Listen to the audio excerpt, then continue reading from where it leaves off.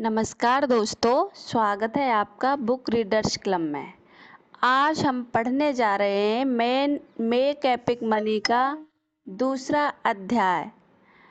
अब मैं सच में कुछ पैसे कमाना चाहती हूँ। दोस्तों, सोच और इच्छा तो हम सबके पास होती है, लेकिन असली फ़र्क तब पड़ता है जब हम उस सोच को हकीकत में बदलते हैं। इस अध्याय में हम जानेंगे कि पैसा कमाने की असली प्रेरणा क्या होती है और कैसे छोटी शुरुआत से बड़ा सफर तय किया जा सकता है। तो आइए शुरू करते हैं ये रोमांचक सफर। आप अपने खर्चों को कितना घटा सकते हैं, इसकी एक सीमा होती है, लेकिन आप अपनी आमदनी कितनी बढ़ा सकते हैं, इसकी कोई सीमा नहीं होती। दुनिया आपको एक सपना बेचती है। वह आपको बताती है कि जैसे ही आप वेतन पाना शुरू करेंगे, आप धनी बन जाएंगे। पर सच्चाई यह है, वेतन से आप अपनी आजीविका चला सकते हैं, लेकिन यह आपको बंधन में भी डाल देता है। आप पैसों के बदले अपना समय बेचते हैं। जब आप समय देना बंद कर देते हैं, पैसे आना रुक जाते हैं। ऐसे तो आपको पूरा जीवन काम करते रहना होगा। आपका वेतन पर्याप्त नहीं पड़ने वाला है। अगर कोई सोच आपको बदलनी है तो अपनी इसी सोच को बदलना होगा। अमीर लोगों ने इस बात को अच्छी तरह समझ लिया है। वे अमीर हैं क्योंकि वे अपना जीवन वेतन के भरोसे नहीं जीते। वे अपने समय और विचारों का सही इस्तेमाल करके आमदनी के जरिए बनाते हैं। वे पैसों के लिए काम करते हैं, लेकिन साथ ही अपने पैसों को भी काम पर लगाते हैं। यह बिल्कुल अलग खेल है और इस खेल के नियम अलग हैं। हमें अपना खेल इन्हीं नियमों के अनुसार खेलना चाहिए। आर्थिक साक्षरता बेहद ज़रूरी है, चूँकि हमें बताया गया है कि आय का एकमात्र जरिया होता है। या तो हम एक अच्छी नौकरी पा लें या फिर एक अच्छा व्यवसाय शुरू कर लें। इसलिए आरंभ में ही हम बड़ी बड़ी डिग्रियां, प्रभावशाली काबिलियत या आकर्षक उपाधियां प्राप्त करने के पीछे दौड़ने लगते हैं। हम यह मानने लगते हैं कि पेशेवर कामयाबी अमीर होना। सच्चाई क्या है? पेशेवर डिग्रियों से हम आजीविका कमा सकते हैं, अर्थात साक्षरता पाकर हम संपत्ति बना सकते हैं। यह जीवन का कौशल है। आर्थिक साक्षरता के बिना हमसे गलतियां होने की संभावना बढ़ जाती है। ऐसी साधारण गलतियां जिनसे आसानी से बचा जा सकता है। पहली, सुरक्षा का कोई आवरण न होना। हम में से किसी को कोविड की आशंका नहीं थी, लेकिन उससे बचाव की कोई तैयारी भी नहीं थी। अचानक हमारे खर्चे बढ़ गए, अस्पतालों का बिल पहाड़ जैसा हो गया, नौकरियां चली गईं। हम में से कई लोगों के पास कोई बीमा नहीं था, कोई बैंक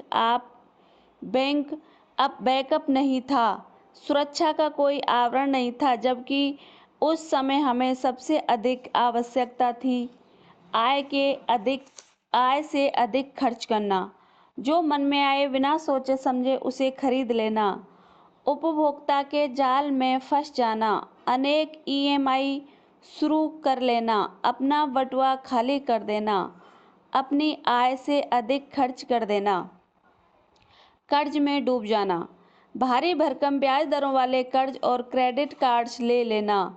हमें लगता है कि इनकी किस्तों का भुगतान आसानी से कर लेंगे, पर ऐसा नहीं पाते और अंततः कर्ज के पहाड़ के नीचे दब से जाते हैं। अतिरिक्त सावधानी से काम लेना, अपना पैसा बचत खातों और फिक्स डिपॉजिट में रखना, जैसा कि हमारे माता पिता ने किया था।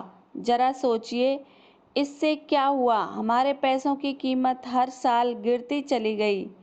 महंगाई की दर उसे चट करती रही। भविष्य की योजना न बनाना, अपने आर्थिक लक्ष्यों को न जानना या उनकी ओर से आंखें मूंद रखना, बिना जाने समझे पैसे खर्च करते रहना। सबसे बुरी बात हम यह नहीं समझ पाते कि हर महीने हमारे पैसे आखिर चले कहाँ जाते हैं। लालच करना, लालच के वशीभूत होकर निवेश करना। आसान फायदों का लालच तुरंत फुरत अमीर बना देने वाली योजना। टिप्स ऑफ संकेतों से पैदा हुआ लालच। अपने सबसे बुरे फैसले हम इसी लालच के कारण लेते हैं, या डर के मारे निवेश करना, यह सोचना कि अवसर का लाभ उठाने में हम कहीं पीछे तो नहीं रह गए। शेयर मार्केट गिर गया है तो हमारे पास डेड स्टॉक फंस गया है। हम में से ज़्यादातर लोग यही सब करते हैं, हम यानी आम आदमी। और अमीर लोग वे अलग तरह के खेलते हैं, वे ज़्यादा होशियारी से खेलते हैं। तो फिर क्या है राज? वो यह कि एक अमीर व्यक्ति की तरह सोचना सीखें। संपत्ति बनाम बोझ, अंतर समझें, संपत्ति जुटाएं। हम में से ज़्यादातर लोग यह बात पूरी तरह नहीं समझ पाते कि असेट दरअसल क्या है और लायबिलिटी क्या है। फ़ोन एक इलेक्ट्रॉनिक सामान, गहने, कारें, हम उन्हें संपत्ति कहते हैं क्योंकि इन पर हमारा स्वामित्व है। और हाँ, हमारा मकान सबसे बड़ी संपत्ति तो उसे मानते हैं। किराए पर रहना तो जैसे कमतर लोगों का काम है। तो हम इस तरह की चीज़ें खरीदते रहते हैं जिन्हें हम संपत्ति या असेट मानते हैं। केवल एक परिभाषा है जो आपके काम की है। आपने जो कुछ लिया है, क्या वह आपको पैसे बनाकर दे रहा है? अगर हाँ, तो वह एक असेट है। अगर नहीं, तो वह चीज़ आपके स्वामित्व तले रखी महज एक चीज़ है। संभव है कि वह एक लायबिलिटी हो। धनवान लोग असेट, संपत्ति अर्जित करते हैं। गरीब लोग, मध्यम वर्गीय लोग लायबिलिटीज, बोझ अर्जित करते हैं जिन्हें वे संपत्ति मान लेते हैं। आइए इस बात को कुछ उदाहरणों के साथ समझते हैं। कार संपत्ति है या बोझ? आप एक कार खरीदते हैं, उसे चलाकर जैसे ही शोरूम से बाहर निकलते हैं, आपको एहसास होता है कि असल में आपको इस कार की ज़रूरत ही नहीं थी। आप तो बस अपने दोस्तों के सामने एक दिखावा करना चाहते थे, उन्हें बताना चाहते थे कि आपने भी जीवन में कुछ तीर मार रखा है। तो आप कार घुमाते हैं, वापस शोरूम में ले जाते हैं और माफ़ी मांगते हुए कहते हैं, आप ये कार वापस ले लीजिए। शोरूम का मालिक चौंक जाता है। उसने आज तक किसी को ऐसा बोलते नहीं सुना, लेकिन वह एक अच्छा बंदा है, तमाम तरह के लोगों से मिलता रहता है, इसलिए वह कहता है कि वह कार वापस ले लेगा। मगर आपने कार की जो कीमत चुकाई है उसका 90% ही वह आपको देगा। अरे यह क्या, 10% कम कीमत लगाई? कार की कीमत तुरंत कम हो जाती है, क्षण भर में कम हो जाती है। यहाँ भी यही हुआ और यह कीमत लगातार कम होती जाएगी, प्रति वर्ष 10-20% की दर से कम।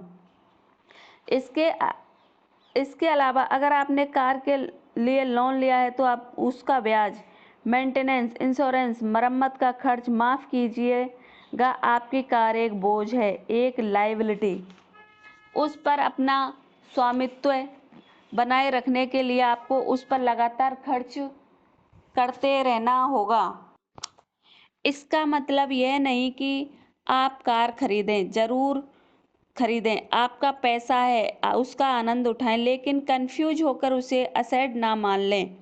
वह आपको पैसा बनाकर नहीं दे रही है। और घर, हमें लगता है कि घर एक संपत्ति है, एक असेट है, क्योंकि आप मानते हैं कि प्रॉपर्टी की कीमत तो लगातार बढ़ती रहती है। लेकिन अगर आप उसमें रहते हैं और उसे बेचने का आपका कोई इरादा नहीं है, तो यह संपत्ति आपके लिए पैसा नहीं बना रही, उल्टे यह अपने रख रखाव के लिए आपसे पैसे ले रही है, टैक्स, मरम्मत, लोन की ईएमआई आदि के रूप में। अब समझे कि यह एक बोझ है। लेकिन अगर आप एक मकान खरीदकर उसे किराए पर दे देते हैं, तब वह एक असेट हो सकता है, क्योंकि वह आपके लिए हर महीने कमाई कर रहा है। आपके धन और समय का मुख्य उद्देश्य होना चाहिए असेट बनाना, असेट खरीदना, यानी वे चीज़ें जो आपको पैसा बनाकर दें। चीज़ें जो आपको खुश रखें। यह होगा तभी जब आपका पैसा आपके लिए काम करेगा। सबसे बड़ी बात, अपने लिए सबसे बड़ा एसेट तो आप खुद हैं। आपका दिमाग, आपका शरीर, आपकी पढ़ाई, आपका स्वास्थ्य अच्छा रखना। अच्छा खाना खाइए, कसरत कीजिए, नई चीज़ें सीखिए, इससे नई संभावनाओं के द्वार खुलते हैं। अपने आप पर निवेश कीजिए। बाकी चीज़ों के लिए सिर्फ उनकी छपी हुई कीमत मत देखिए, बल्कि यह देखिए कि उनका स्वामित्व पाने और बनाए रखने के लिए आपको कुल कितनी कीमत चुकानी होगी। अगर पैसे चुकाने के बाद भी उसकी कीमत गिरती जाए तो समझ लीजिए कि वह एक बोझ है। इस तरह के असेट जुटाइए जिनसे आपके पास नगद राशि आती रहे। वे असेट जो उस वक्त भी आपके लिए पैसे कमाएं जिस वक्त आप आराम कर रहे हों। वे असेट्स जो आपके खर्चों को वहन कर सकें। वे असेट्स जो आपको वह सब करने दें जो आप हमेशा से करना चाहते हैं। सुनिश्चित करें कि आपके ऊपर कम से कम एक बोझ रहे। आय के एक से अधिक स्रोत बनाएं। यह उतना भी कठिन नहीं है जितना आप सोचते हैं। सोचिए कि एक वह कौन सी चीज़ है जिसे करने से आपको सबसे अधिक आनंद आता है, या जिसे करने में आप सबसे माहिर हो सकते हैं। निवेश करने में, या बच्चों को पढ़ाने में, पेंटिंग में, गायन में, खाना बनाने में, परिवार या दोस्तों के साथ मिलकर एक नया व्यवसाय आरंभ करने में, या कंसल्टिंग में। जो भी हो उसे करें और उससे पैसे कमाएं। मेरी नौकरी बेहद थकाऊ है, मुझे समय ही नहीं मिलता, तो मैं कैसे आय के अधिक स्रोत बना सकता हूँ। संभव है कि शुरू करना आसान ना हो। आपके अंदर की आवाज़ें आपको बताएंगी कि आपके पास इन सब के लिए समय ही नहीं है। इन्हें करने के लिए आपको बहुत प्रयास करने पड़ जाएंगे। लेकिन ठीक इसी पल वह भी सोचेगा कि यह आप सारी कड़ी मेहनत करने के लिए करेंगे, खुद के लिए या किसी और के लिए।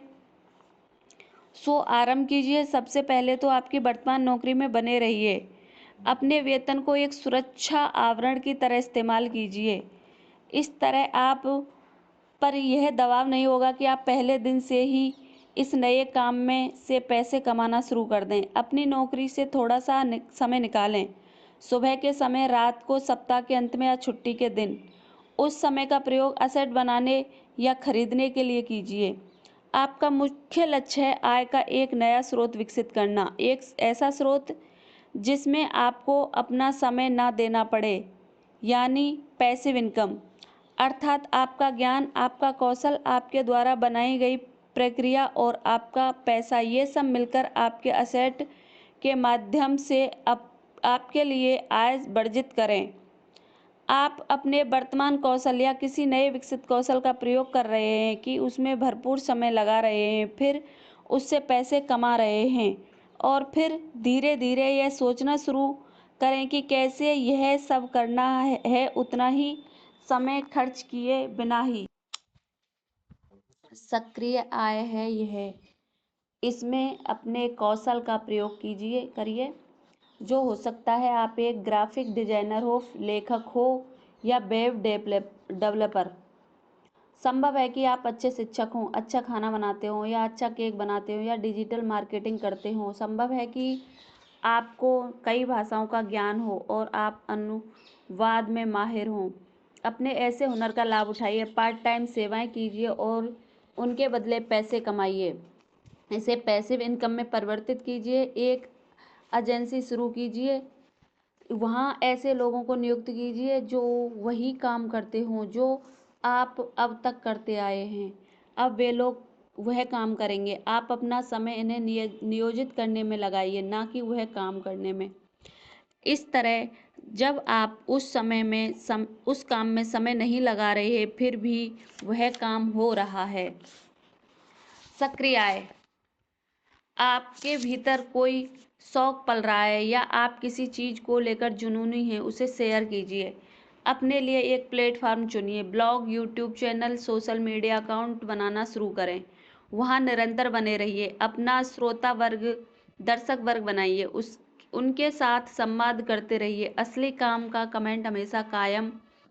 कंटेंट हमेशा कामयाब होता है। इसे पैसिव इनकम में परिवर्तित कीजिए। एक बार आपके कंटेंट की ओर लोग ध्यान आकर्षित शुरू कर होते हैं तो पैसा भी आने लगता है। विज्ञापन और स्पॉन्सरशिप से आपको लगातार आय होने लगती है। एफिलिएट सेल्स के माध्यम से भी आप धन अर्जित कर सकते हैं। ऑनलाइन कोर्स सक्रिय आय, आप किसी विषय में माहिर हैं, इसे शेयर कीजिए, लाइव क्लासेस लेने लगिए। ऐसे जब आप दूसरों को शिक्षित होने में मदद करेंगे, साथ ही आपकी कमाई भी होती रहेगी। इसे पैसिव इनकम में परिवर्तित कीजिए। अपने पाठों को एक बार रिकॉर्ड कर लीजिए और उन्हें फिर स्वचालित कोर्स के रूप में चलाइए। उन्हें यूडेमी, कोर्सरा, स्किलशेयर जैसे प्लेटफार्म्स पर अपलोड कीजिए या अपना एक नया प्लेटफॉर्म बना लीजिए। शेयर बाजार में निवेश कीजिए। सक्रिय आय, शेयरों का अध्ययन कीजिए, विभिन्न किस्म की तकनीकी विश्लेषण कीजिए, बुनियादी बातों को समझिए, ट्रेड कीजिए, फ्यूचर और ऑप्शंस लीजिए, आजमाइए। जैसे ही बाजार खुलता है, स्क्रीन के सामने बैठ जाइए। इसे पैसिव इनकम में परिवर्तित कर दीजिए। म्यूचुअल फंड में पैसे लगाएं, वहां एक विशेषज्ञ आपके स्टॉक पोर्टफोलियो को मैनेज कर देगा। आप फंड्स खरीदिए, विशेषज्ञ उस फंड को मैनेज करेंगे, आप कमाई कीजिए। बड़ी कंपनियों का अच्छा परफॉर्मेंस लंबी अवधि में आपको अच्छा फायदा दिला सकता है। प्रॉपर्टी बनाइए। सक्रिय आय, आपके पास एक कमरा, फ्लैट या पार्किंग स्पेस है, उसके किराए पर दे दीजिए। किराया तय करने में उसे लेने या रख रखाव में थोड़ी जहमत उठानी पड़ सकती है। कुछ लोगों को इसमें बहुत मजा आता है, कुछ इससे बचने का प्रयास करते हैं। इसे पैसिव इनकम में परिवर्तित कीजिए। Real estate investment trust RIET में निवेश कीजिए। इन्हें आप शेयरों की तरह ही खरीद सकते हैं। वे जितना किराया पाएंगे उसके अनुसार आपकी आय बढ़ती जाएगी। रॉयल्टी के माध्यम से धनार्जन, पैसिव इनकम यह रहा रचनात्मक लोगों के लिए। फोटोग्राफर फोटोग्राफी स्टॉक फोटो की वेबसाइटों पर अपने फोटो बेचिए, प्रति डाउनलोड के हिसाब से पैसे कमाइए। कलाकार कला अपनी कलाकृति का लाइसेंस दीजिए, उनके बिक्री या इस्तेमाल के बदले रॉयल्टी पाइए। संगीतकार संगीत बनाइए, गाने चलेंगे तो उनसे आय होगी। लेखक किताब लिखिए, बेहतर है कि ई बुक लिखिए, बिक्री होगी, रॉयल्टी आएगी। टेक प्रोफेशनल तकनीकी ऐप या सॉफ्टवेयर बनाइए, उनकी बिक्री पर रॉयल्टी पाइए या पूरा ऐप ही बेच दीजिए।